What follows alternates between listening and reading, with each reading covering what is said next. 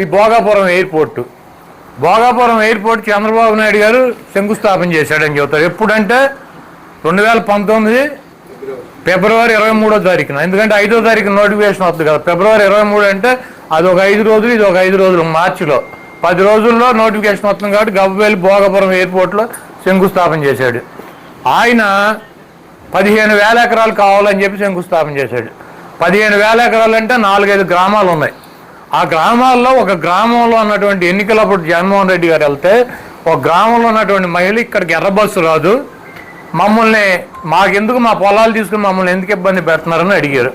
దాన్నే జగన్మోహన్ రెడ్డి గారు చెల్లెలు అడుగుతానని చెప్పి మేము అధికారంలోకి వస్తే 2,000 ఎకరాల్లోనూ 2,200 ఎకరాల్లోనూ మేము కడతాము, మిమ్మల్ని ఇబ్బంది పెట్టమని చెప్పి ఆయన చెప్పడం జరిగింది.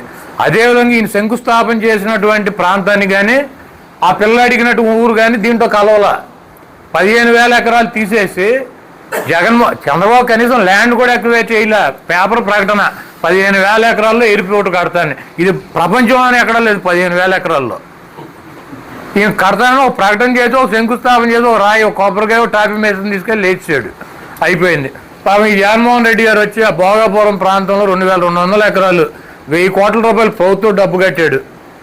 ల్యాండ్ ఎక్వైర్ చేశారు. 3 గ్రామాలను అక్కడి నుంచి రీహాబిలిటేషన్ పక్కకు తరలించి దానికి కావాల్సినటువంటి అనుమతులన్నీ తీసుకొచ్చి కేంద్ర ప్రభుత్వం దగ్గర జిఎంఆర్కి ఇచ్చారు కాంట్రాక్టు.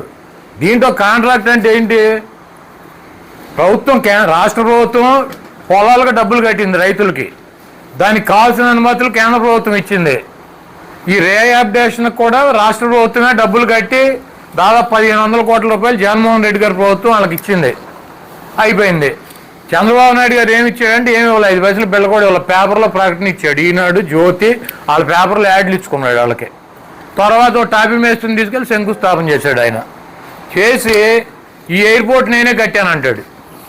సరే కట్టింది ఎవర్రా బాబు అంటే జిఎంఆర్. 5,000 కోట్ల రూపాయలతో 4,700 కోట్ల రూపాయలతో జిఎంఆర్ ఎయిర్పోర్ట్ కట్టాడు. ఇప్పుడు డబ్బులు అతనికి ఎక్కడి నుంచి వస్తాయంటే ఈ రోజు నుంచి ఫ్లైట్లు ఎవరైతే నీ ఓటేళ్ళు నా ఓటేళ్ళు దిగుతారో మనం కొన్న టికెట్లో అతను కమిషన్ వెళ్తుంది. అతను డబ్బులు వసూలు చేసుకోవటం. నరేంద్ర మోడీ గారు కానీ చంద్రబాబు నాయుడు గారు కానీ జిఎంఆర్ ఇప్పుడు ఆ కట్టినటువంటి ఎయిర్పోర్ట్కి 5 పైసలు బిల్ల కూడా ఇవ్వాల. ఆయనే డబ్బులు పెట్టి జిఎంఆర్ అనేటువంటి సంస్థ ఎయిర్పోర్ట్ కట్టింది. ఆ ఎయిర్పోర్ట్లో డబ్బులు వాళ్ళు ఇక్కడి నుంచి 34 ఏళ్ళు 40 ఏళ్ళు వాళ్ళు వసూలు చేసుకుంటారు. ఇక్కడ చంద్రబాబు నాయుడు గారు ఏమి ఇచ్చాడు అంటే ఈనాడు, జ్యోతి పేపర్లకు యాడ్ ఇచ్చాడు. అప్పుడు మళ్ళీ ఇప్పుడు సేమ్ అదే యాడ్ ఇచ్చాడు. ఇచ్చి ఒక 50 కోట్లు 60 కోట్లు పెట్టి కొన్ని డ్యాన్సులు ఎంచాడు. పిల్లలందరినీ తీసుకెళ్ళి అలా భోజనాలు లేకుండా ఒక 13,000 మందిని పిల్లల్ని భోగేసుకెళ్ళి డ్యాన్సులు చేశాడు. ఇక్కడి నుంచి గుడివాడ నుంచి కూడా ఆర్టీసీ బస్సులు వెళ్ళినాయి. జనాన్ని భోగేసుకొచ్చి ఒక 40-50 కోట్ల రూపాయలు ఖర్చు పెట్టి అడావిడి చేసి మోడీ గారిని పిలిచి ఇక ఆయనకి భజన చేసి పొగిడి అసలు ఆయన అంత గొప్పవాళ్ళు లేడని చెప్పి పంపించారు. పంపించిన 2 రోజులకి బీహార్లో జాతీయ అధ్యక్షుడు స్థానాన్ని కోల్పోయింది బీజేపీ. అట్లాగే మధ్యప్రదేశ్లో బీజేపీ అధికారంలో ఉంది. అక్కడ కాంగ్రెస్ ఎమ్మెల్యేని దుర్మార్గంగా డిస్క్వాలిఫై చేశారు. ఆ ఎన్నికల్లో మళ్ళీ కాంగ్రెసే డబుల్ మెజార్టీతో గెలిచింది అక్కడ. అదేవిధంగా గుజరాత్లో కూడా 1,00,000 ఓట్ల మెజార్టీతో గెలిచినటువంటి సీటు 29,000 మెజార్టీకి వచ్చింది. అంటే ఇక్కడ మనం అర్థం చేసుకోవాల్సింది రేపు జరగబోయేటువంటి స్థానిక సంస్థల్లో ఈ ఆంధ్రప్రదేశ్లో చంద్రబాబు ఇచ్చినటువంటి సూపర్ 6 సూపర్ 0 చేశాడు. 1,500 మహిళలకు ఇస్తాడు. ఇచ్చాడా? ఇవ్వలా.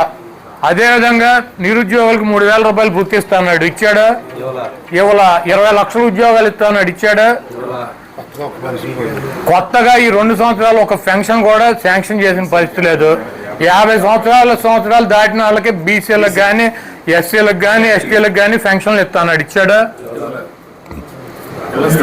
ఇళ్ల స్థలాలు ఇవ్వాల. ఇల్లు కట్టుకోవడం డబ్బులు ఇవ్వాల. ఆల్రెడీ కట్టినటువంటి ఆఖరి దశలో ఉన్న ఇళ్లకు కూడా నిర్మాణాలకు డబ్బులు ఇవ్వట్లా. అదేవిధంగా ఆయన ఇచ్చిన వాగ్దానాలు అలా ఉంటే ఇక్కడ మళ్ళీ లోకల్గా మేము అధికారంలోకి వస్తే మీ ఇళ్లకు లోన్ రద్దు చేస్తాం, మీకు రుణమాఫీ చేస్తాం, చంద్రబాబు అయిపోతే నా జేబులో డబ్బులు ఇస్తా, ఇవన్నీ సొల్లు కబుర్లు ఇక్కడ చెప్పారు అక్కడ చెప్పారు. మొత్తం ఢిల్లీ నుంచి గల్లీ దాకా చెప్పారు. ఎవరికి వచ్చింది ఆడు చెప్పాడు.